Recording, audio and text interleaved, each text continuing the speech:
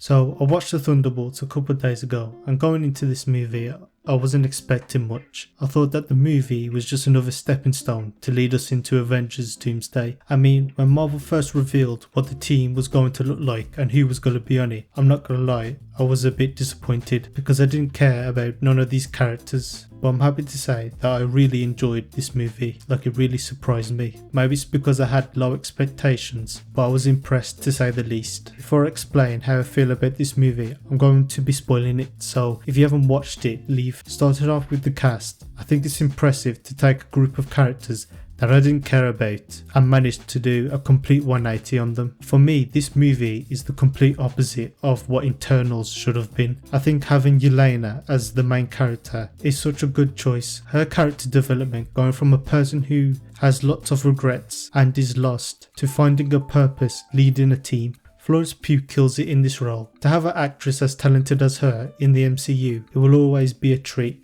and I think this movie showed it. Now, there is a debate online saying who's better, Black Widow or White Widow. Now, me personally, I think it's kind of unfair to put these two ahead because Black Widow didn't really get the shine she was meant to until later on, while Yelena, we see her backstory and the things that she went through. I think people's view would be a lot different if a Black Widow movie came out after Winter Soldier and we got a proper backstory on Natasha. Let me know in the comments who you guys prefer. One of the standout parts of this movie is Yelena and Bob's chemistry. I think it's so good, and I like how their relationship builds from them both dealing with mental issues. Yelena and Red Guardian also have good chemistry. A scene that really spoke to me was when they're both hashing out their grievances with each other and they're both talking about the things that they regret doing in the past. I'm glad that Red Guardian wasn't just comedic relief. His character could have easily been one note and over the top and it would have took me out of the movie, but they do give him depth.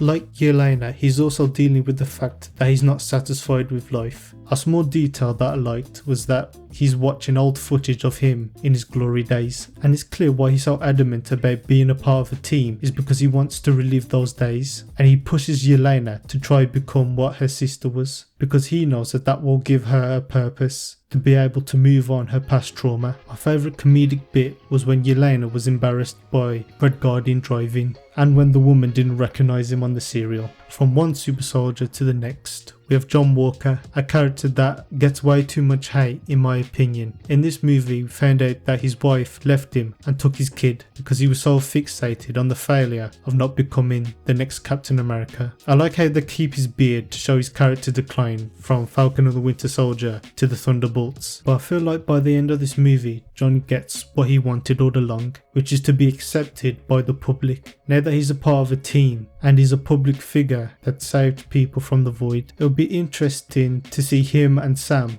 go head to head. Now that Sam's fully accepted the role of being Captain America, I hope they address how John feels about it, if he's still pissed or not. Him and Bucky seem to have made up, but speaking of Bucky, I was actually surprised that Bucky didn't have more in this movie. You can see that his political career is not going well and that he works best as a hero than a politician because he's the one that joins the team together when they decide to take down Sentry. And what I find interesting is that in the post-credit scene, him and Sam didn't see eye to eye on the whole Avengers situation. I think this will be resolved by Avengers Doomsday, but I'll give my thoughts on the post-credit scene later. Overall, I did enjoy Bucky in this movie. I like the message that he gave to the team, saying that your past doesn't really define who you are and you can make changes. That's very in line with his character and what he went through. Next, I want to talk about Ghost. After Ant-Man and the Wasp, I wasn't sure we was going to see this character ever again, but I'm happy that she's back with a way cooler design than she had in the first Ant-Man and the Wasp movie. I really enjoyed how they showed her powers. They make her fight scenes very dynamic, with her phasing through characters and objects. Also, throughout the movie, there's multiple times where she could have left the team for dead, but she didn't.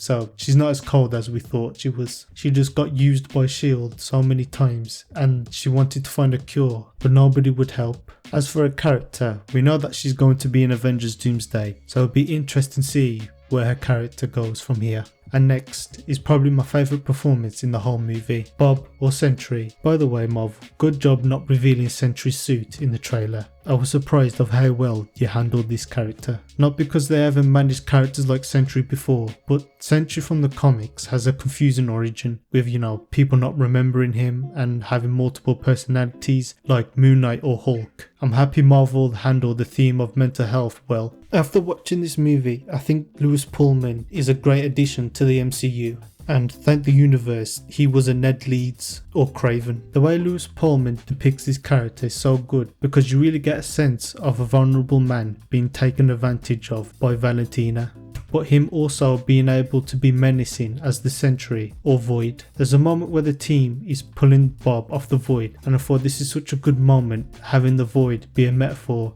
for emptiness, abuse and loneliness. This lends well for Yelena's character development as well. Having Yelena and Bob both struggle with trauma is such a good way to build a relationship that they both have. I like how the team defeats the Void not by physical strength but by not fighting at all. They pull Bob away from his trauma, not letting him feed into it. Overall, I can't wait to see Sentry in the MCU and where they will take his story. And finally, the most important character we've all been waiting for, Taskmaster. Now I'm joking. In all seriousness, I think Marvel heard the fandom wasn't happy with this interpretation of Taskmaster, and I feel that's why they killed her off very fast. Hopefully the next time we see Taskmaster, he'll be more comic book accurate. Moving on to Valentina, we finally get to see her appearances in other Marvel movies and series pay off. When I first saw the trailer, I was under the impression that she was the one that was going to be putting the team together, but I was wrong. She was using all of them to do her dirty work and was going to kill them off to save her own skin. I think Julia Lewis brings a sinister angle to this character that I enjoyed. When she said righteousness without power is just an opinion, I was like, damn. The fact that she only sees Bob as a weapon, not a person who's vulnerable and needs help, should tell you all you need to know about her character, and I think that's why she's so good. But now that the new Avengers own her, I'm curious to see where she goes from here. Alright, I want to talk about the post-credit scene. The first thing I want to talk about is Sam and Bucky not agreeing on the whole Avengers situation. I feel like this might be leading to a new Avengers versus regular Avengers, but I don't really know about that because the new Avengers, they're not really that strong. I mean, they have 3 super soldiers, 1 assassin, Bob and Ghost. They're not really that much of a threat. Maybe by the end of Doomsday, the 2 teams decide to join, making one big Avengers. I do think it makes for interesting tension between Sam and Bucky, 2 people who were under Steve and now they seem to be at odds with each other. The next thing I want to talk about is the Fantastic Four ship. So in my opinion, this basically confirms that the Fantastic Four will be leaving their universe, or their universe gets destroyed. I don't know. Let me know what you man think in the comments. Overall, I think this is what Marvel needed to get fans excited for the upcoming movies. Also, I think it's such a good idea to have the Thunderbolts be an asterisk for the new Avengers. I definitely think in the MCU we need more Avengers teams. For example, in the comics they have the West Coast Avengers, the Great Lake Avengers. I think this is the first step into that direction, that we can have multiple teams of the same name. But if you like this video, please like, subscribe, and I hope you have a good day.